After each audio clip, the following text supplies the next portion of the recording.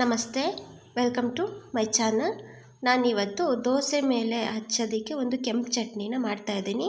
ಮಸಾಲೆ ದೋಸೆಗೆ ಹಚ್ಚೋದಕ್ಕೆ ಇದು ತುಂಬ ಚೆನ್ನಾಗಿರುತ್ತೆ, ತುಂಬ ಸುಲಭವಾಗಿ ಮಾಡ್ಬೋದು, ಕಮ್ಮಿ ಐಟಮ್ಸ್ನಲ್ಲೇ ಮಾಡೋವಂಥದ್ದು.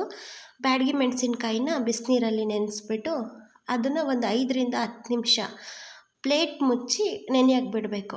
ಅದು ಚೆನ್ನಾಗಿ ನೆಂದಾದಮೇಲೆ ಮಿಕ್ಸಿ ಜಾರ್ಗೆ ನೆಂದಿರೋ ಬ್ಯಾಡಗಿ ಮೆಣಸಿನ್ಕಾಯಿ, ಹುಣಸೆಹಣ್ಣು ಸ್ವಲ್ಪನೇ ಸಾಕು, ಬೆಲ್ಲ, ರುಚಿಗೆ ಎಷ್ಟು ಬೇಕೋ ಅಷ್ಟೇ ಉಪ್ಪು ಸ್ವಲ್ಪ ಕಮ್ಮಿನೇ ಹಾಕ್ಕೊಳ್ಳಿ, ಯಾಕಂದರೆ ದೋಸೆ ಹಿಟ್ಟಿಗೂ ಸಹ ನಾವು ಉಪ್ಪು ಹಾಕಿರ್ತೀವಿ.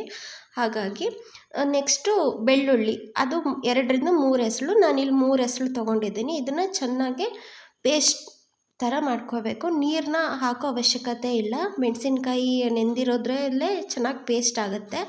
ನಾನು ಇಲ್ಲೊಂದು ಕಡೆ ತವಾನ ಬಿಸಿ ಮಾಡ್ಕೊಂಡಿದ್ದೀನಿ.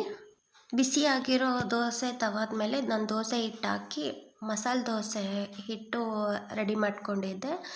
ಅದನ್ನು ನಾನು ದೋಸೆ ಹಂಚಿನ ಮೇಲೆ ನೀಟಾಗಿ ತೆಳುಗೆ ದೋಸೆ ಹಾಕ್ಕೊಂಡಿದ್ದೀನಿ.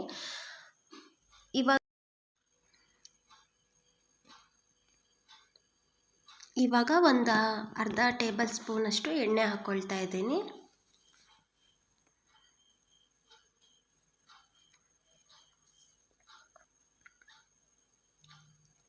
ಒಂದು 2ರಿಂದ 3 ನಿಮಿಷ ಆದಮೇಲೆ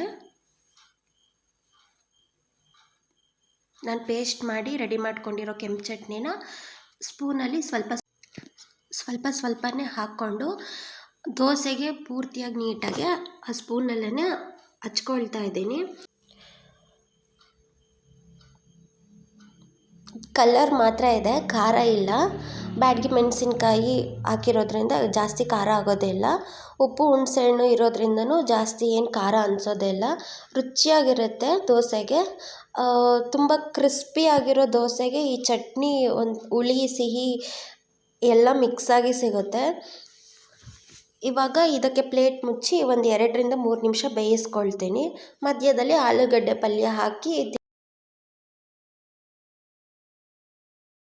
ಇವತ್ತಿನ ಈ ಸಿಂಪಲ್ ಚಟ್ನಿ ರೆಸಿಪಿ ನಿಮಗಿಷ್ಟ ಆಗಿದ್ದರೆ ನನ್ನ ಚಾನಲ್ಗೆ ಸಬ್ಸ್ಕ್ರೈಬ್ ಆಗಿ, ಲೈಕ್ ಮಾಡಿ.